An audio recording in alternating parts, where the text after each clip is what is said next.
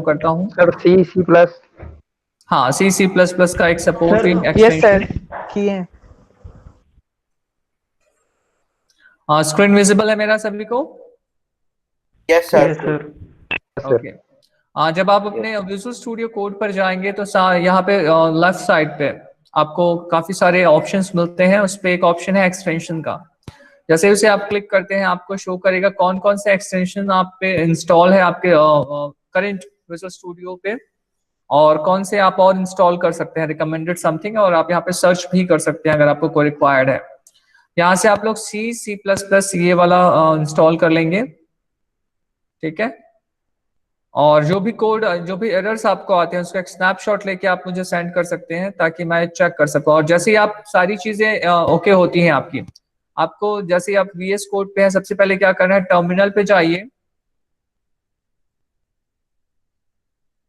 और टर्मिनल पे आपको चेक करना है कि क्या आपका जो सिस्टम है वो वीएस कोड सपोर्ट कर रहा है, G plus plus and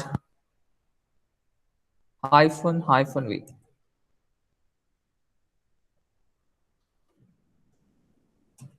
okay, वहां से वो शो कर देगा। किसी किसी के में जीसीसी सपोर्ट करेगा, किसी किसी के में जी प्लस प्लस सपोर्ट करेगा। अगर आपके में जीसीसी सपोर्ट नहीं कर रहा है तो आप एक बार जी प्लस प्लस करके उसे ऑप्शन ट्राई करेंगे, क्योंकि कुछ फाइल्स है सर मेरे। हाँ बोलो। सर विजुअल कोड डाउनलोड ही नहीं हुआ उसमें, कुछ सिक्योरिटी रीजंस दिखा रहा था जब भी डाउनलोड करने के लिए आईडी कौन सा लॉग ऑपरेटिंग इन कर रहा सिस्टम था। यूज कर रहे हो? सर ये विंडोज हाँ देखो, मुझे भी नोटिफाई करता है वो security something might be a threat करके, पर उसे आप डिस्कार्ड करेंगे और इंस्टॉल करेंगे। और हमेशा ऑफिशियल वेबसाइट से ही डाउनलोड करेंगे। जब भी आप डाउनलोड करेंगे विजुअल स्टूडियो का ऑफिशियल वेबसाइट है, वहां से ही डाउनलोड करेंगे आप। सर आप जो लिंक भेजे थे वही खुल नहीं रहा है, खुल ही नहीं रहा है। मतलब जैसे ही उसको लॉगिन करे तो उसमें सिक्योरिटी रीजन करके फिर ओके, वो नो खुल ही नहीं रहा, प्रॉब्लम। ये कुछ आप दिखाई नहीं गूगल रहा। पे सर्च कर सकते हैं विजुअल स्टूडियो कोड और आपको वो सही जगह पे पहुंचा देगा। आपको सिर्फ सर्च करना है वहां पे visual. Okay, just a minute.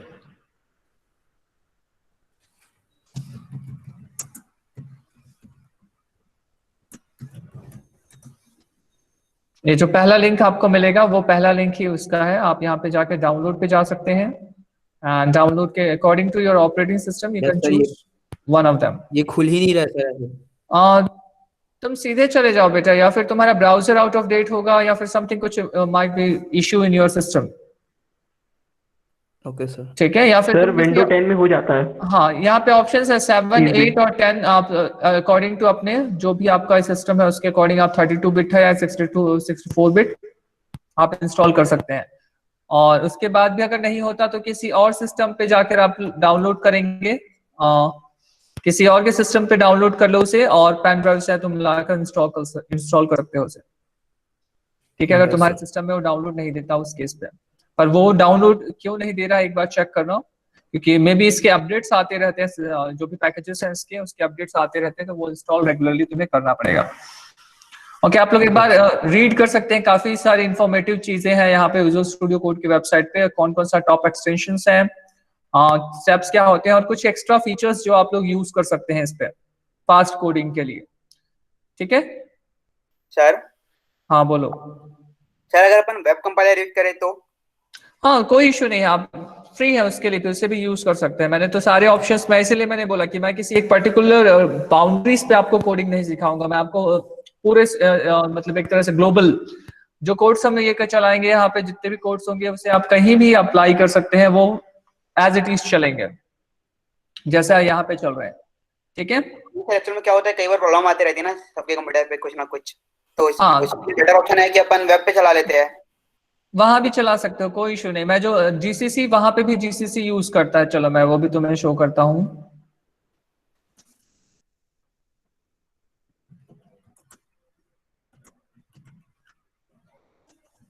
Okay, जब तुम ऑनलाइन सी कंपाइलर ये करोगे तो बहुत सारे ऑप्शंस आएंगे, उनमें से तुम जो बेस्ट तुम्हें लगता है वो तुम ये कर सकते हो। कोड शेफ भी है यहाँ पे और ऑनलाइन सी कंपाइलर ये देख रहे हो यहाँ पे। और ये जो आई थिंक ये कंपाइलर यूज कर रहा है वो यहाँ पे सेटिंग्स पे जा सकते हो and settings, dark theme, external flag done.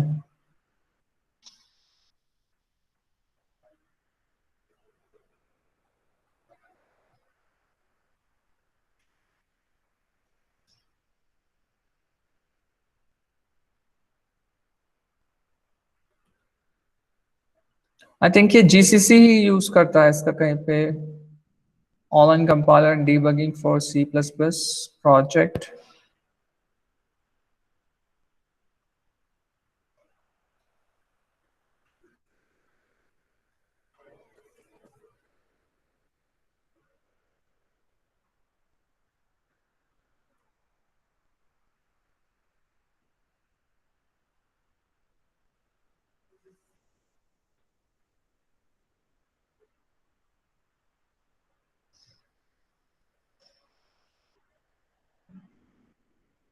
इसने कहीं पे कंपाइलर डिस्क्रिप्शन पे नहीं दिया है। हाँ यहाँ पे देखो कोड रन जो है, कोड शेफ जो है उस पर वो डायरेक्ट शो करता है आपको कि जीसीसी कंपाइलर 6.3 वो यूज कर रहा है। ठीक है, ये आपको ध्यान नहीं देना है कि वो नो थैंक्स, वो क्या ये कर रहा है, यहाँ पे सी प्लस प्लस यूज कर रहा है तो आप उसे सिंपल सी कर सकते हैं, सी जीसीसी 3.6.3। ठीक है, और Yes, यहाँ sir. पे आप लिख सकते हैं। अब जो भी आपको ऑनलाइन जिसपे आप कंफर्टेबल लगते हैं, अगर आपके पास ये नहीं है कि इंस्टॉल ही करना है, वो रेस्ट्रिक्शन नहीं है, आप चाहे तो ऑनलाइन भी ट्राई कर सकते हैं। जस्ट फॉर एग्जांपल मैं यहाँ पे एक सिंपल सा प्रोजेक्ट, एक छोटा सा बनाता हूँ। यहाँ पे है int main void and then the body of the function, और यहाँ मैं एक प्रिंट लिख रहा हूँ, print have hello Q3। Okay and then close. अब यहाँ पे कुछ चीजें चेंज होंगी, आपका रन बटन नीचे है, आप इसे रन प्रेस करेंगे और आउटपुट यहाँ पे नीचे आएगा इसका। Okay, output hello Q3। Clear है? Yes, sir. Yes sir. बाकी लोगों को यहाँ से आप डाउनलोड भी कर सकते हैं, इसका फुल एक्सटेंशन मोड ये कर सकते हैं इस पे, और चीजें भी सेट कर सकते हैं। अगर आपके पास डाउनलोड नहीं होता तो हार्ड एंड फास्ट ऐसा नहीं है कि आप डाउनलोड करके चलाएंगे। काफी चीजें हैं जहाँ पे आप एक तरह से क्या बोलते हैं, आप लॉग इन करिए उसे, और वो सारी चीजें फिर आप अपने प्रोफाइल के अंदर, your profile you can save all of them, उन्हें आप एक तरह से मेंटेन करके रख सकते हैं रिपोजिटरी जैसे। ठीक है, तो अगर आपको ऑनलाइन कंफर्टेबल लगता है तो आप ऑनलाइन यूज कर सकते हैं, ऑफलाइन अगर आपको कंफर्टेबल लगता है तो आप ऑफलाइन यूज कर सकते हैं। डिपेंड करता है कि आपके पास इंटरनेट की स्पीड क्या है, ठीक है, और अवेलेबिलिटी क्या है। और जिनके पास नहीं है इंटरनेट की अवेलेबिलिटी रेगुलरली, तो वो आप ऑफलाइन प्रेफर कर सकते हैं। और जिन्हें ये भी नहीं बनता, जिनके में विजुअल स्टूडियो कोड भी नहीं चल रहा है, उनके लिए मैं एक ऑप्शन बता दूं कि आप लोग जीसीसी कंपाइलर डाउनलोड करेंगे और साथ में आप लोग Dev C plus plus prefer कर सकते हैं, या फिर Notepad plus plus. Okay, Notepad plus plus भी काफी तरह से सपोर्टिव होता है। मैं नेक्स्ट क्लास में आप लोग मुझे याद दिलाना, मैं नोटपैड प्लस प्लस को जीसीसी के साथ कंबाइन कैसे करते हैं ये मैं आप लोगों को एक्सप्लेन करूंगा। एक्चुअली मैं अभी उबंटू में हूँ, यहाँ नोटपैड प्लस प्लस मेरा ठीक से सपोर्ट नहीं हो पाता, मतलब मेरे पास अभी अवेलेबल नहीं है, और मेरा विंडोज सिस्टम पे मैंने उसे सेटअप कर रखा है, तो मैं वो चीज आप लोगों को वहां पे एक्सप्लेन कर दूंगा। किसी को और कोई डाउट है फिलहाल?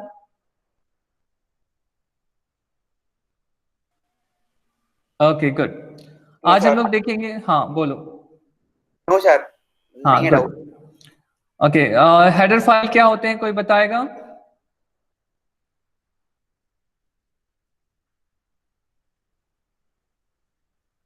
What is an header file? Header file क्या होता है, एक हेडर फाइल? आवाज आ रही है मेरी? Yes, sir. Okay, header file क्या होता है? सर स्टार्टिंग पॉइंट होता होगा। स्टार्टिंग पॉइंट होता होगा, और sir it shall be a function. It shall be function sir. एक फंक्शन होता है। Okay,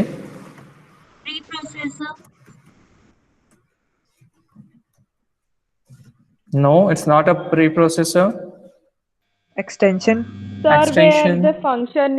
where the function is predefined. Okay, that's a good one. Library.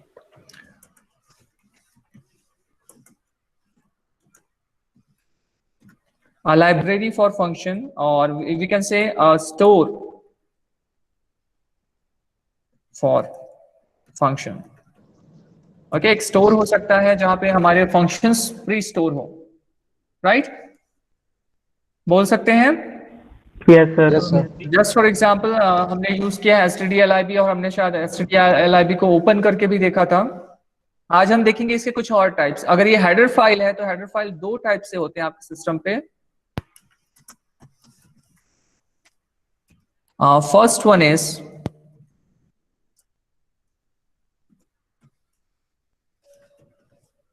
built-in header file, means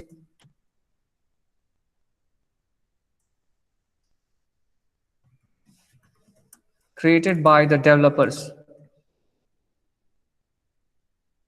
जो आपकी डेवलपर टीम होती है वो आपको पहले से ही प्री पैकेज करके एक हेडर फाइल्स देती है कि आपको ये सारे हेडर फाइल्स हम इन पैकेज दे रहे हैं ताकि you don't have to start the coding from scratch or from the direct zero ground level. ठीक है, an example of such header files are stdio, yeah, conio.h, okay, and iostream.h. iostream is used in C++, but yes, it's a header file, you can say. Yes sir, mat.h, Okay, string.h. mat.h and many more. Okay. Okay, and the second type of header files are user defined header files, means ये created by users for own projects. ठीक है, second type होता है जब कोई user खुद से अपना एक हेडर फाइल क्रिएट करता है. ठीक है, तो आज हम देखेंगे कैसे हम खुद के हेडर फाइल्स क्रिएट कर सकते हैं और कैसे उसे अटैच कैसे करते हैं, how we can attach that particular header file to our projects. Okay, या प्रोजेक्ट्स या हम अपने फाइल्स के साथ उसे अटैच कैसे कर सकते हैं. क्लियर है यहाँ तक दो चीजें आप सभी को? Yes sir.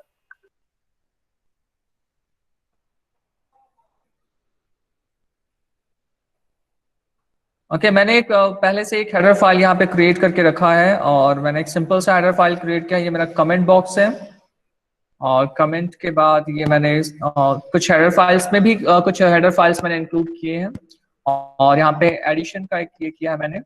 ओके, चलो एक फिर से एक नया ओपन क्रिएट करते हैं. Name of the header file is q3.h. क्योंकि एक हेडर फाइल है इसलिए आप .h एक्सटेंशन यूज करेंगे. और जैसे मेरा हेडर फाइल पे अब मैं आ गया और मैं यहाँ पे डिस्क्रिप्शन लिखता हूँ. फर्स्ट स्टेप मेरा होता है हमेशा डिस्क्रिप्शन लिखना and it is created by for q3 pps. Okay, ये मैंने कुछ डिटेल्स उस पे दे दिया कि जो भी डिटेल्स मेरा रहेगा या इंफॉर्मेशन, बेसिक इंफॉर्मेशन जो भी मुझे इंक्लूड कराना है, क्योंकि काफी सारे हेडर फाइल्स होते हैं उनमें कॉपीराइट आप कर सकते हैं कि या एक तरह से एक प्रोटेक्शन आप दे सकते हैं या एक ऑनरशिप आप उस पर इंक्लूड कर सकते हैं कि अगर आप खुद से क्रिएट करते हैं तो उसे आप अपना ऑनरशिप या एक छोटा सा इंफॉर्मेशन आप उस पर अटैच कर सकते हैं. ठीक है, the next things are header files include stdio.h मैंने इस पे इंक्लूड किया and the next. Okay, and उसके बाद अब क्योंकि एक हेडर फाइल है इसमें मेन फंक्शन की रिक्वायरमेंट नहीं है. ओके, सो उसके बाद क्या रहेगा, मेरे वो फंक्शंस रहेंगे जिन्हें मैं इनमें क्रिएट करना चाहता हूँ. ओके, सो मैं यहाँ पे एक फंक्शन क्रिएट करना चाहता हूँ टू से hello. To say hello and welcome. Okay, मैं हेलो और वेलकम बोलने के लिए एक फंक्शन क्रिएट करना चाहता हूं. स्टार्ट करता हूं मैं void से, void hello और ये यहाँ पे मैंने इसकी बॉडी ये कर दी. ये क्लियर है ये चीजें. मैंने क्या लिखा, void then hello and then एक braces and then the body of the program. Clear है मैंने क्या लिखा है? Yes sir. इसे फंक्शन बोला जाता है. क्या बोला जाता है इसे? यहाँ पे हेलो एक फंक्शन है. क्या है? फंक्शन.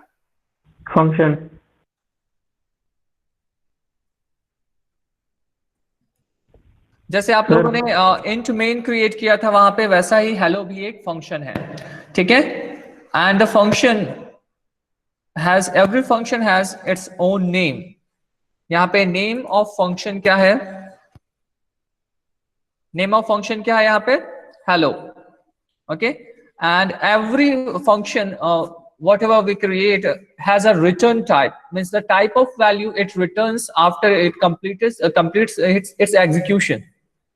कि वो जो फंक्शन है जब भी हम उसे कॉल करेंगे और वो अपना काम जब खत्म करेगा तो उसके बाद वो एक वैल्यू रिटर्न करेगा, उसे उसका रिटर्न टाइप बोलते हैं.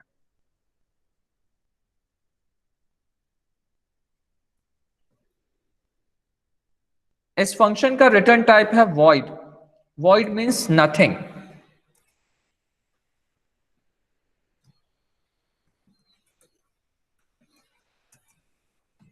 यानी कि ये जो पर्टिकुलर फंक्शन है वो कोई भी चीज रिटर्न नहीं करेगी. क्लियर है ये सभी को?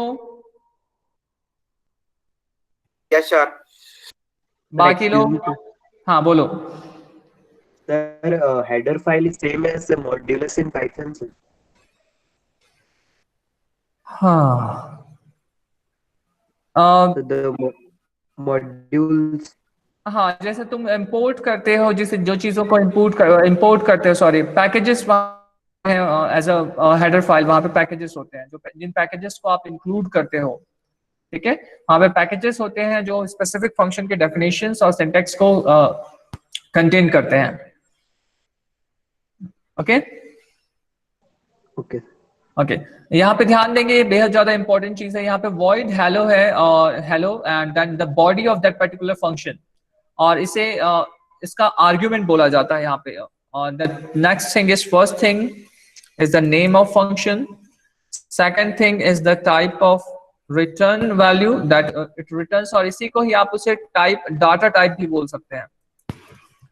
इसका डाटा टाइप, कौन सा डाटा टाइप है ये, वो भी बोल सकते हैं. And the third thing is arguments या पैरामीटर, या इसे इनपुट भी बोल सकते हैं.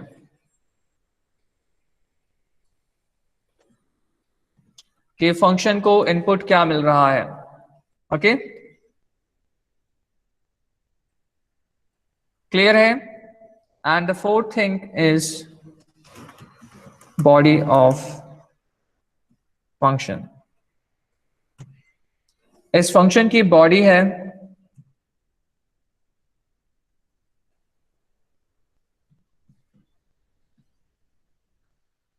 ओके, और इस पूरे जो पूरा कंप्लीट है from void to there, okay, इसे फिफ्थ डेफिनेशन ऑफ फंक्शन कहा जाता है. ओके, और क्योंकि हम लोग यहाँ पे डेफिनेशन और डिक्लेरेशन, दो चीजें आती हैं यहाँ पे, दो टर्म्स यूज होते हैं, declaration and definition. And definition, declaration होता है जब आप सिर्फ उसे डिक्लेयर करते हैं, just like void hello, and यहाँ पे आप सीधा उसे क्लोज कर देते हैं, ये उसका डिक्लेरेशन है.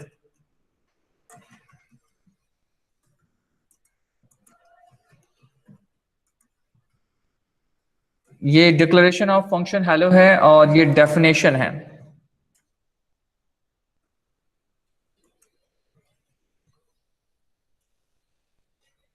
और ये जो साइन मैं लगा रहा हूं ब्रैकेट्स का, वो रिप्रेजेंट करता है कि वो पर्टिकुलर नेम एक फंक्शन है.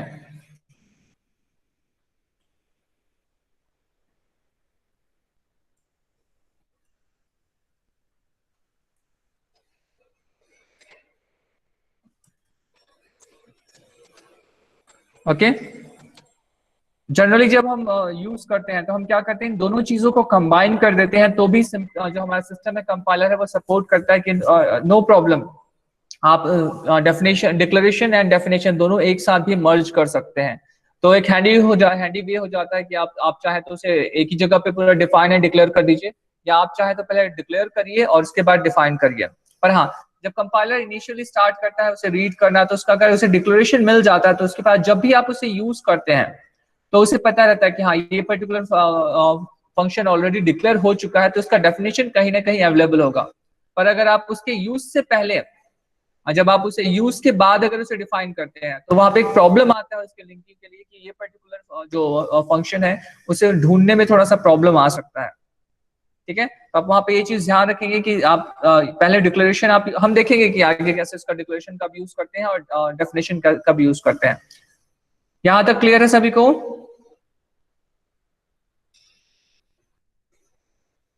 Yes sir. Yes sir, clear है। Yes, sir. मैं एक सिंपल सा स्टेटमेंट प्रिंट कर रहा हूं, hello welcome to Q3। Okay, clear है यहां तक? Yes sir.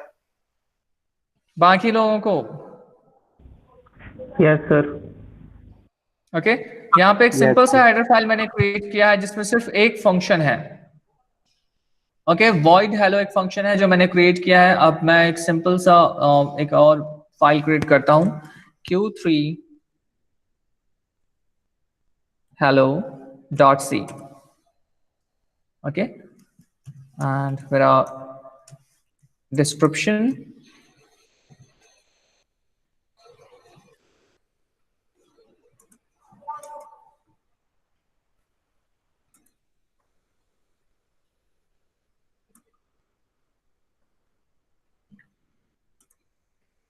how to create and use user defined header file हम देख रहे हैं, and header files include stdio.h और इसके बाद मेरा आया int main and then return 0।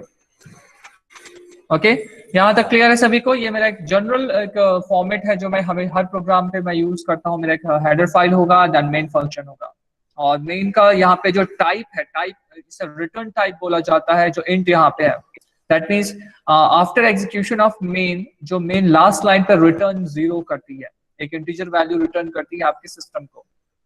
ठीक है, और मेन भी एक फंक्शन है। ठीक है, और कुछ लोग इसका डिफरेंट वेरिएंट लिखते हैं जो आप यूज देख सकते हैं, जस्ट लाइक इसे ही, क्योंकि इसका रिटर्न टाइप वॉइड भी हो सकता है, मैं इसे वॉइड भी कर सकता हूँ। ओके, पर हाँ, यहाँ पे जब आप GCC कंपाइलर यूज करते हैं या जितने भी मॉडर्न एडिटर यूज करते हैं, वहां पे वॉइड के साथ थोड़ा सा वो प्रॉब्लम करता है कि it should return a value something. Let's see it G++ and Q3। Sir हाँ सर, जो इंक्लूड लिखे हैं ना सर वो 5 की जगह के छोड़ के सर उसी में नहीं लिख सकते क्या 4 के बाद? हाँ, लिख सकते हो वहां पे। मैं सिर्फ एक फॉर्मेटिंग ताकि मुझे क्लियरली विजिबल रहे, मैं एक स्पेस क्रिएट करता हूँ वहां पे। ठीक है, तुम यहीं से भी लिख सकते हो, कोई इशू नहीं है उस पर, या तुम इसे पूरा एक लाइन पे भी लिख सकते हो कभी अगर तुम चाहो तो इसे पूरा ऐसे एक लाइन पे भी लिख सकते हो, इससे कोई प्रॉब्लम नहीं। पर इससे क्या है कि रीडेबिलिटी, जो रीडेबिलिटी आती है तुम्हारी, क्लियरनेस, वो कम हो जाती है। ओके, जस्ट अ मिनट, मुझे एक कुछ नॉइस आ रहा है यहाँ पे बैकग्राउंड पे।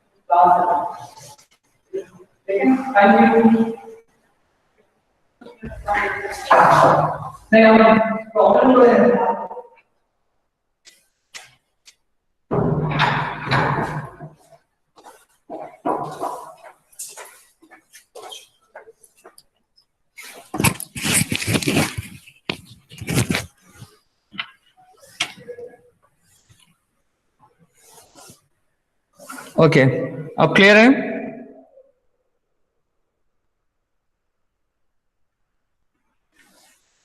Yes sir.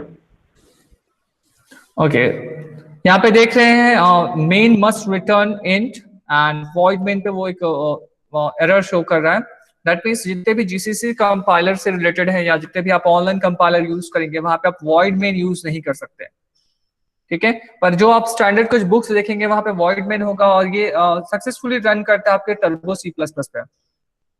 टर्बो सी प्लस प्लस पे आप वॉइड मेन यूज कर सकते हैं और यहाँ पे गेट सी लगा सकते हैं, उसे कोई इश्यू नहीं रहता, वो सक्सेसफुली उसे रन करता है। ओके, पर जनरली एक स्टैंडर्ड हैबिट आप लोग ये फॉलो करेंगे कि इसे हमेशा इंट मेन रखेंगे।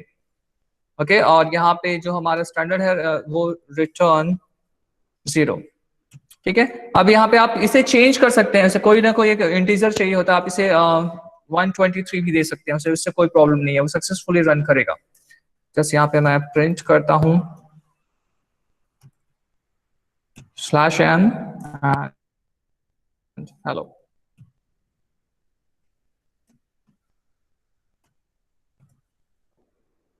ओके, यहाँ पे उसे कोई प्रॉब्लम नहीं है और उसने सक्सेसफुली रन किया, ठीक है। क्लियर है सभी को? Yes sir. बाकी लोग? Yes, sir. Yes sir. Okay, good. Sir हाँ सर जैसे ये आप कोडिंग कर रहे हैं ना सर, तो इसका कलर चेंज हो रहा है सर, इसके लिए कुछ सेटिंग करना पड़ता है क्या सर? क्योंकि मैं अभी कर रहा हूँ ना उस पे कंप्यूटर पे, तो उसमें नहीं हो रहा है। तुमने सेव नहीं किया होगा बेटा अपना। सबसे पहले देखो, फर्स्ट काम, मैं सबसे पहला काम क्या करता हूँ, मैं जो फाइल क्रिएट करता हूँ वो मेरा ब्लैंक फाइल नहीं होता, उसे मैं एक नाम देता हूँ, एक एक्सटेंशन देता हूँ, ताकि मेरा जो सिस्टम है वो जान सके कि हाँ ये इस पे मुझे कलर हाईलाइटिंग बोलते हैं, कलर सिस्टम जो हाईलाइटिंग ऑफ सिंटेक्स हाईलाइटिंग बोल सकते हो, तो वो पहले ही समझ जाता है कि मुझे इसमें कौन सा सिंटेक्स हाईलाइटिंग का रूल फॉलो करना है। जैसे उसे सी मिलता है वो सी का पैटर्न चालू कर देता है, और अगर मैं उसे दूसरा फाइल दूं तो वो दूसरे तरीके से उसे ट्रीट करता है। जस्ट फॉर एग्जांपल यहाँ पे जैसे मैंने .txt दिया, वो ऑटोमेटिकली सभी में क्या कर देता है, वो अंडरलाइन करना स्टार्ट कर देता है, उसे रेड अंडरलाइन, ठीक है। और यहाँ पे वो किसी भी चीज को देखो हाईलाइट या कलर चेंजिंग नहीं कर रहा है यहाँ पे। और जैसे ही मैंने .h दिया उसने फिर वहां पे जो सी का सी या सी प्लस प्लस का एक पैटर्न है उसने ऑटोमेटिकली वहां पे अडॉप्ट कर लिया, ठीक है। तो आप सबसे पहले सेव करेंगे, जब भी आप कोई फाइल बनाते हैं सबसे पहले आप सेव करेंगे उसे। क्लियर है सभी को? Yes sir. किसी को कोई डाउट? ओके सर यहाँ Q3 हेडर फाइल तो यूज ही नहीं की। हाँ, देखो हम स्टेप बाय स्टेप चल रहे हैं। पहले हम लोगों ने समझा कि क्या है इसका सिस्टम, क्या है, ये खुद एक फंक्शन है, और उसके बाद हमने ट्राई किया कि हम यहाँ पे रिटर्न पे कोई भी नंबर लिख सकते हैं, क्योंकि ये सिर्फ एक इंटीजर रिटर्न बोलता है, ये नहीं बोलता कि आप 0 ही हर बार लिखें। जो जनरली यूज करते हैं वो 0, और इसे एक और वे पे चेंज किया जा सकता है अगर आप चाहें तो। Just for example int a मैं यहाँ पे ले लेता हूँ, a = मैं 10 लिख देता हूँ, और यहाँ पे मैं a रिटर्न a भी कर सकता हूँ, इससे कोई प्रॉब्लम नहीं होगा उससे। मैं जस्ट कुछ वेरिएंट आपको दिखा रहा हूं कि आप किस तरीके से इसे मैनिपुलेट कर सकते हैं, या इसका कॉन्सेप्ट क्या है वो चीज आप समझें। सिर्फ उसे प्रोग्राम करना और हर बार एक ही फॉर्मेट को यूज करना सुटेबल नहीं होता एक अच्छे प्रोग्रामर के लिए। उसे पता होना चाहिए कि कौन सा चीज कहाँ पे क्यों यूज हो रहा है। ओके, यहाँ पे उसे कोई प्रॉब्लम नहीं है, और ये मैंने रन किया और वो सक्सेसफुली रन कर रहा है अभी भी, ठीक है। इसका कुछ और वेरिएंट आप यूज कर सकते हैं। जस्ट फॉर एग्जाम्पल इसे आप यहाँ पे, कई लोग यहाँ पे void लिखते हैं, void मीन्स नथिंग मैंने बताया, तो आप इसे भी ऐसा लिख सकते हैं, और कहीं कहीं पे आप सीधे मेन से भी स्टार्ट कर सकते हैं, उसे कोई प्रॉब्लम नहीं है। बाय डिफॉल्ट जो आपका सिस्टम है, जनरली जितने भी जीसीसी कंपाइलर्स मैंने देखे वो बाय डिफॉल्ट उसे इंट ही कंसिडर करते हैं। और मैं ये भी चला के आप लोगों को दिखाता हूँ, ये मैंने ये किया और इसे कोई प्रॉब्लम नहीं है, एंड ये मेरा सक्सेसफुली रन, ठीक है। जब भी आप अपना प्रोग्राम कोई चीज मॉडिफिकेशन करते हैं, सेव करेंगे और उसके बाद रिकम्पाइल करेंगे, रिकम्पाइलेशन मस्ट होता है, ठीक है। किसी को और कोई डाउट यहाँ पे? यहाँ से मैं void भी हटा सकता हूँ, मैं चाहूँ तो सीधा मेन से स्टार्ट कर सकता हूँ, एंड मस्ट रिटर्न है बाय डिफॉल्ट, वो उसे एज अ इंटीजर ट्रीट करता है, टाइप उसका। And here we go. Hello, clear है सभी को ये? सर उसको इंटीजर को 10 क्यों लिया है? a = 10? मैंने सिर्फ दिखाने के लिए लिया बेटा कि यहाँ पे आप चाहे तो एक इंटीजर वेरिएबल भी दे सकते हैं, यहाँ पे वैल्यू ही देना जरूरी नहीं है। हम इससे पहले क्या कर रहे थे, हम 0 दे रहे थे या हमने कुछ एक पॉजिटिव इंटीजर टाइप किया, पर चाहे तो आप एक वेरिएबल को भी रिटर्न करा सकते हैं उससे ऐसा इंटीजर, उसको सिर्फ इंटीजर होना चाहिए, उसको कि कोई भी एक इंटीजर हो यहाँ पे। ठीक है, यस सर। और किसी को किसी तरह का डाउट?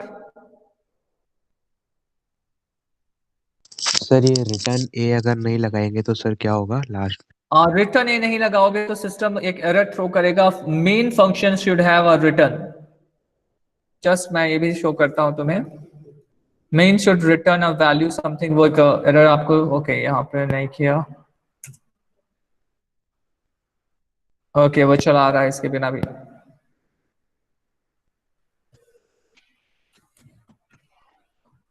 सर शायद वो बस एंश्योर करने के लिए होता है सर रिटर्न। ओके यहाँ पे सपोर्ट कर रहा है वो, तो आप एज इट इज बिना ए के भी यूज कर सकते हैं, पर एक बेटर चीज होता है। देखो जब आप ये रिटर्न लिखते हैं तो रिटर्न आपका होता है ऑपरेटिंग सिस्टम के लिए है। रिटर्न 0 जो आप लिखते हैं ये ऑपरेटिंग सिस्टम के लिए होता है। जब भी आप इसे कंपाइल करते हैं, सिस्टम अपना जो भी आपका प्रोग्राम से कंपाइल करते हैं, एक आउटपुट कोड या एग्जीक्यूटेबल जनरेट होता है उससे, और वो एग्जीक्यूटेबल कुछ और नहीं, एक प्रोग्राम बोल सकते हैं, कंप्लीट सॉफ्टवेयर बोल सकते हैं। और जब भी आप रन करते हैं वो जो फाइल है, वो एग्जीक्यूटेबल फाइल है, वो रन होना स्टार्ट होती है। और वो रन होने से पहले ऑपरेटिंग सिस्टम से रिसोर्सेस रिक्वायर्ड है, रिसोर्स का रिक्वेस्ट जनरेट करती है कि जो भी फाइल्स आप सिस्टम पे रन करते हैं उसे एक रिसोर्स की रिक्वायरमेंट होती है,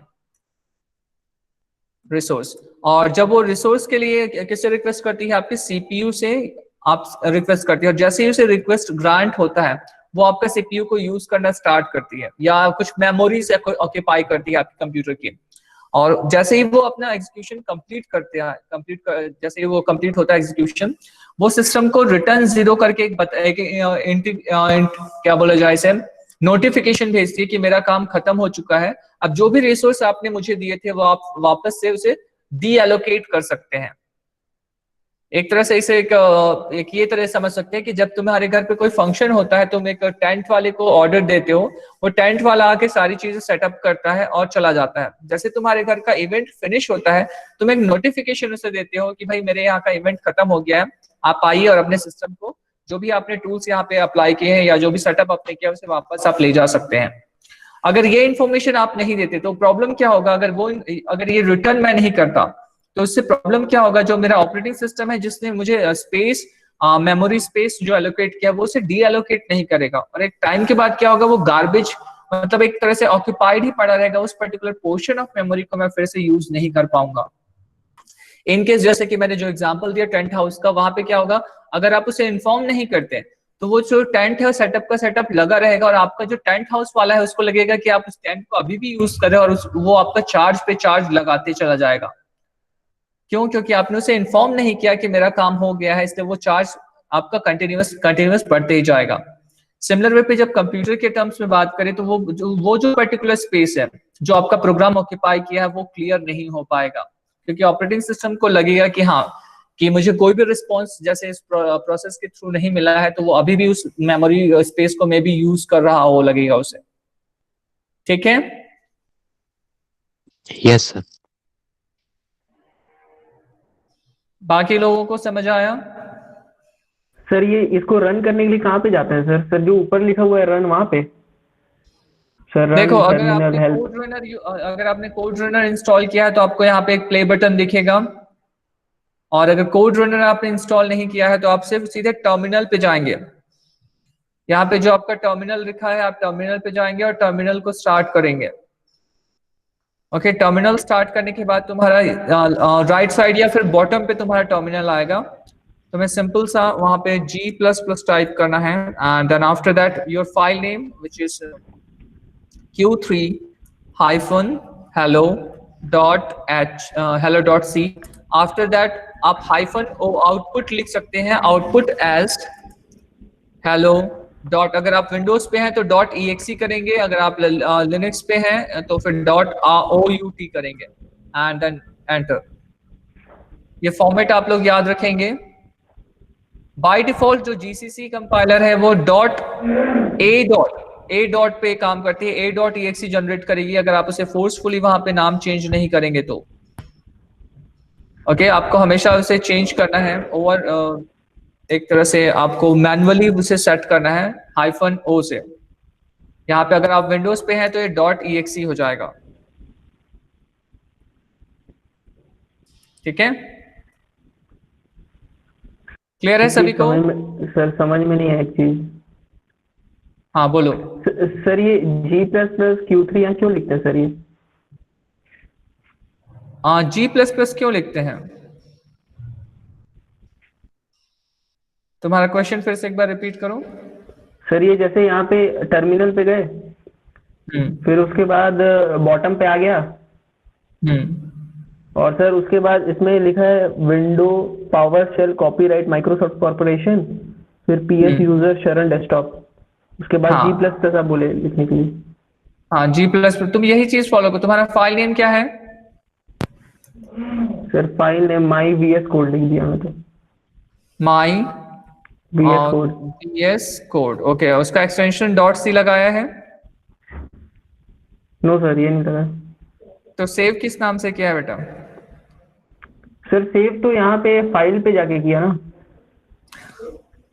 बच्चे कोई नाम होगा तुम्हारे फाइल का, जिस फाइल पे तुमने सेव किया है, जिस नाम से तुमने फाइल बनाया है उस फाइल का कोई नाम होगा। Sir my VS code .text। Text, तो उस टेक्स्ट को सेव, हाँ उस टेक्स्ट को .c से रिप्लेस करो, तब तुम्हें हाईलाइट सिंटेक्स हाईलाइट करेगा वो। ओके, तुम राइट साइड पे जाओ, तुम्हारा ये एक्सप्लोरर खोलो और जैसे तुम्हारा txt है इस पे जाके तुम रीनेम करो उसे, और रीनेम पे जाके उसका एक्सटेंशन चेंज करो .txt से .c बस करो, तब तुम्हें वो कुछ ऐसा सिंबल दिखाएगा तुम्हारा, जो तुम्हारा VS कोड, माई VS कोड है उसका C का सिंबल दिखाएगा वो, और उसके बाद वो सारे सिंटेक्स हाईलाइटिंग शुरू कर देगा।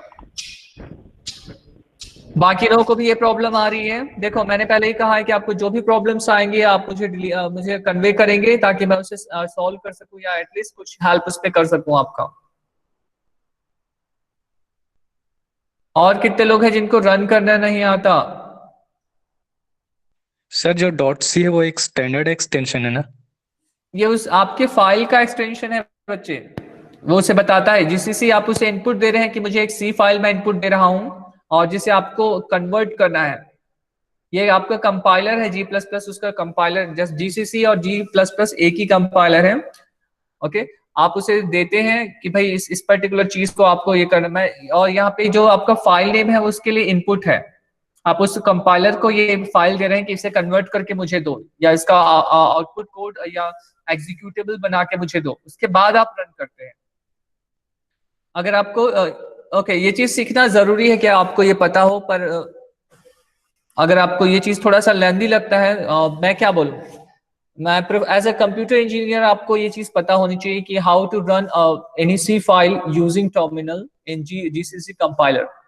ओके, और जब देखो, जब आप सिंपल ये इसे, अगर आपका सपोज यहाँ पे आपका फाइल नेम hello.c है, hello.c, तो अगर आप सिंपल ये सिंटेक्स अगर देते हैं G++ hello.c, तो आपका एक आउटपुट जनरेट होगा जिसका नाम होगा a.exe, अगर आप विंडोज पे हैं तो। ओके, अगर आप विंडोज पे हैं तो, ठीक है। और क्योंकि हर बार वो a.exe जनरेट करेगा, फाइल का नाम कुछ भी चेंज करिए वो हर बार a.exe जनरेट करेगा, और जितनी भी exe जनरेट होगी वो आपकी ओवरराइट होती जाएंगी। तो इस प्रॉब्लम को ओवरकम करने के लिए आप क्या यूज कर सकते हैं, G++ hello.c। अब यहाँ पे हम फोर्स करेंगे सेव आउटपुट एज, यानी कि जो आपका आउटपुट जनरेट होगा उसे आपको फाइल नेम के ही हेलो के नाम से ही आपको जनरेट करना है, hello.exe। ओके, तो यहाँ पे जो भी एग्जीक्यूटेबल जनरेट होगा वो उसका नाम रहेगा hello.exe। क्लियर है डिफरेंस दोनों में? Yes sir. बाकी लोग? यस सर, समझ गए। Yes sir. Okay good. Okay, और इसीलिए मैं यहाँ पे वो चीजें यूज करता हूं, और ठीक है। क्लियर हुआ कि ये रिटर्न क्यों लिखते हैं? और स्टैंडर्ड फॉर्मेट है, आप हमेशा इंट मेन से स्टार्ट करें, ज्यादा बेटर रहेगा कि int main and then return 0। ये आपका स्टैंडर्ड फॉर्मेट हमेशा रखेंगे। अब आते हैं वापस कि हमने जो यूजर डिफाइंड जो हम लोगों ने हेडर फाइल बनाया था उस पे आते हैं।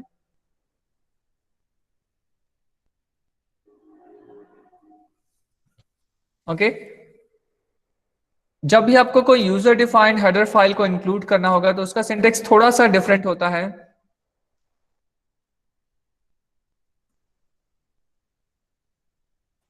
या वो हेडर फाइल जो आपके लोकल डायरेक्टरी पे रहते हैं, यानी कि जिस डायरेक्टरी, ये मेरा लोकल डायरेक्टरी है, ये वाला जो डायरेक्टरी है अभी वो मेरा लोकल डायरेक्टरी है। यहाँ पे मेरा जो मेरा डायरेक्टरी दिख रहा है आपको, मीडिया एंड वॉल्यूम SSIPMT, जो मैं एड्रेस दिख रहा है ये इसका लोकल डायरेक्टरी है। Okay okay, hash include, and मैंने यहाँ पे डबल कोट लगाया, और डबल कोट लगाते ही देखो यहाँ पे मुझे IMB दिखा रहा है, और यहाँ पे हमें Q3.h यहाँ पे एक दिखा रहा है, वो Q3.h मैं यहाँ पे इंक्लूड कर सकता हूँ। ठीक है, इसका सिंटेक्स थोड़ा सा चेंज होता है, जहाँ पे आप एंगुलर ब्रैकेट्स लगाते हैं यहाँ पे आप डबल कोट्स लगाते हैं। ठीक है, और इसके बाद मैं जो भी फंक्शंस मैंने वहां पे डिफाइन किया है उसे मैं यूज कर सकता हूँ। क्या फंक्शन मैंने डिफाइन किया था वहां पे? हेलो। देखो मुझे यहाँ पे शो कर रहा है हेलो, और मैं इसे हेलो से यहाँ पे यूज कर सकता हूँ, और देन इन। ओके, अब मैं इसे रन कर रहा हूँ।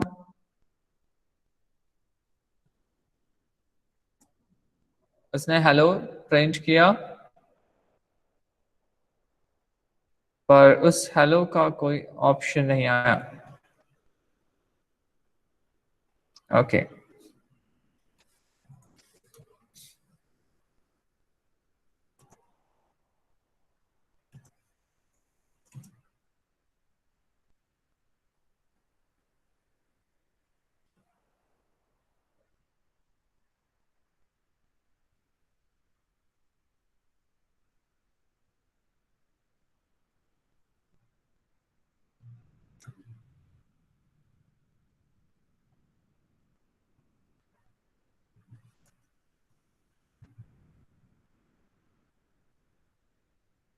ओके, यहाँ पे प्रॉब्लम क्या हो रहा है, किसी कोई बता सकता है कि हम लोग मिस्टेक कहाँ पे कर रहे हैं?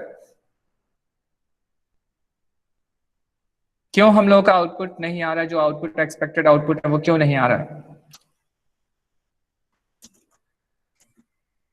एनीवन? देखो हो क्या रहा है, मैं उसे जब मैं कंपाइल कर रहा हूं तो उसका नाम मैं hello.out दे रहा हूं, पर जब मैं उसे रन करने की कोशिश कर रहा हूं तो मैं a.out रन कर रहा हूं, तो इसलिए वो जो उसके पास पहला वाला जो प्री कंपाइल्ड है वो ही वो आउटपुट पे दिखा रहा है। तो मुझे यहाँ पे क्या करना होगा, hello.out को रन करना होगा। ये मेरा आ गया hello, and hello welcome to Q3। जो मेरा हेडर फाइल वाला जो फंक्शन था वो मेरा कॉल हुआ है, और इसे फंक्शन कॉल बोलते हैं। इसे ये कॉलिंग ऑफ फंक्शन है, फंक्शन कॉल, कि मैंने उस फंक्शन को कॉल किया है। ठीक है, क्लियर है सभी को? Yes sir. बाकी लोगों को भी? यहाँ से आप जो भी चेंज यहाँ पे परफॉर्म करेंगे वो सारे चेंजेस आपको यहाँ पे वो रिफ्लेक्ट करेगा। ठीक है, तो आप लोग ये समझ सकते हैं कि हेडर फाइल क्या होते हैं, कि header files are nothing but the storage और a place where we can store our user defined और प्री डिफाइंड फंक्शंस। ओके, एक ऐसा फाइल जहां पे हम पूरी फंक्शंस को, जो फंक्शंस हमें यूज होते हैं जो पहले से ही डेवलप होके आते हैं, और कुछ जो हम बनाते हैं उसे हम स्टोर करते हैं। Okay, header files are the storage for functions और नोन एज फंक्शन लाइब्रेरीज। ठीक है, यहाँ पे आप यूजर डिफाइंड फंक्शन सब आप क्रिएट कर सकते हैं और उन्हें अटैच कर सकते हैं अपने किसी भी फाइल के साथ। किसी को कुछ डाउट है आज की क्लास में? No sir.